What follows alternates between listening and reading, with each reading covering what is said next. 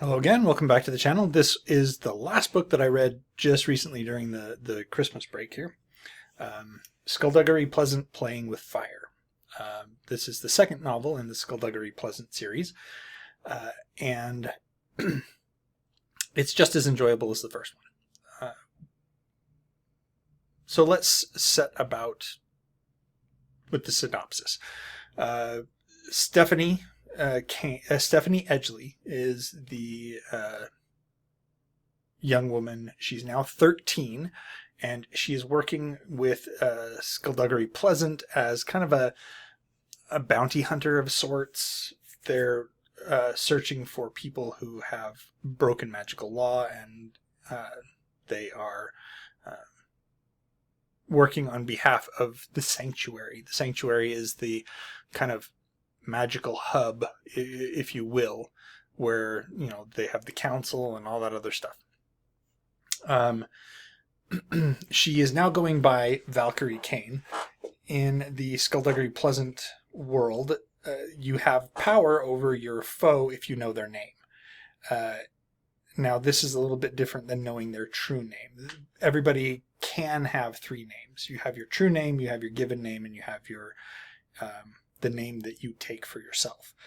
Valkyrie Kane is the name that she has taken for herself, and that protects her from others. Even if they know her given name, they have no power over her because of the protection established through taking a name for yourself. Anyway, we're still dealing with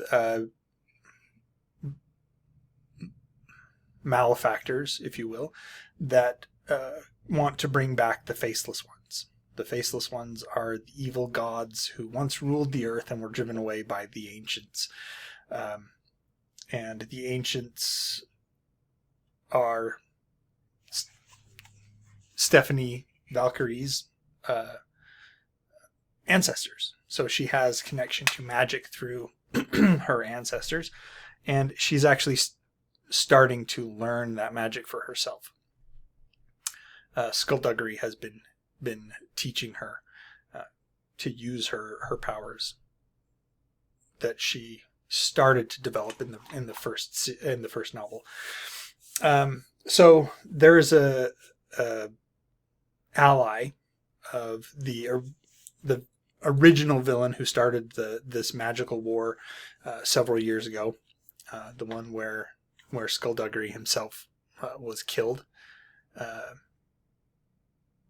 who was he's in magical prison. He can't get out. He can't use his powers. But another villain, his name Billy Ray Sanguine, an American, breaks in and breaks this villain out of prison. This villain's name is Baron Vengeance. Now, I said before in the previous book that the names of the characters, especially the bad guys, are very on the nose.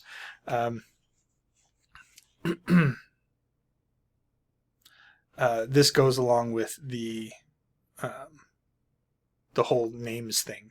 These people took these names for themselves, and they very much are evil sounding enough that you'd think, well, if you took that name, you're probably a bad guy. Skulduggery Pleasant, he maybe toes the line there because skullduggery, but he's pleasant. And that ends up being kind of how he actually is. He's a little bit willing to bend the rules if it will get him closer to his goal of, you know, maintaining the peace and keeping the Faceless Ones from returning and all that other stuff. Anyway, Baron Vengeance, during the war, he was working on a thing called the grotesquerie. They had recovered part of the body of one of the Faceless Ones, and he stitched it together with bits and pieces of monsters and whatnot, but he couldn't get it to come back to life. He was missing one thing.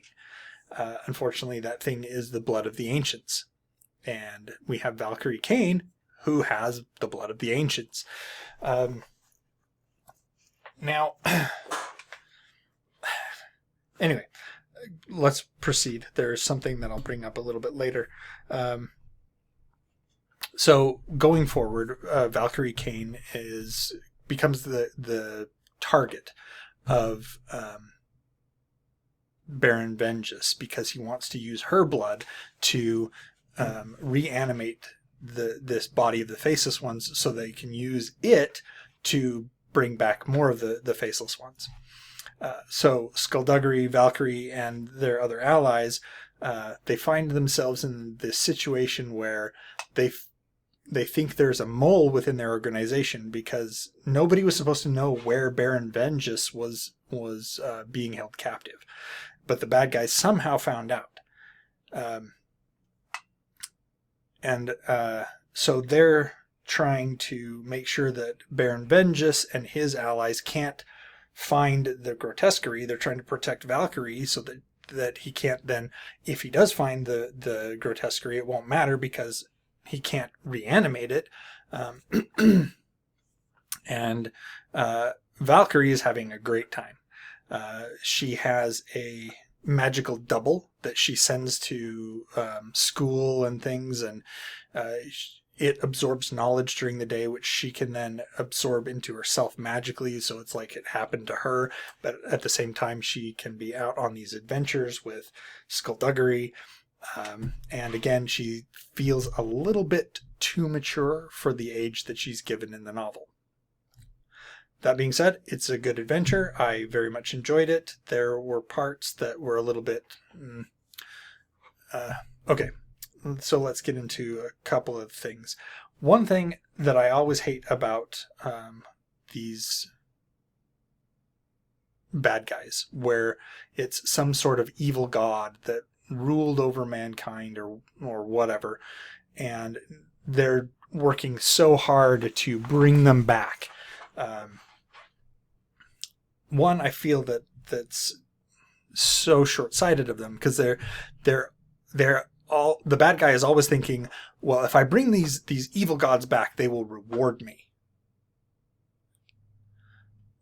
Yeah, that's not really guaranteed. And I mean, most of the time when these situations do happen and the bad guy does actually bring back the evil god or whatever it is, they almost always take it out first.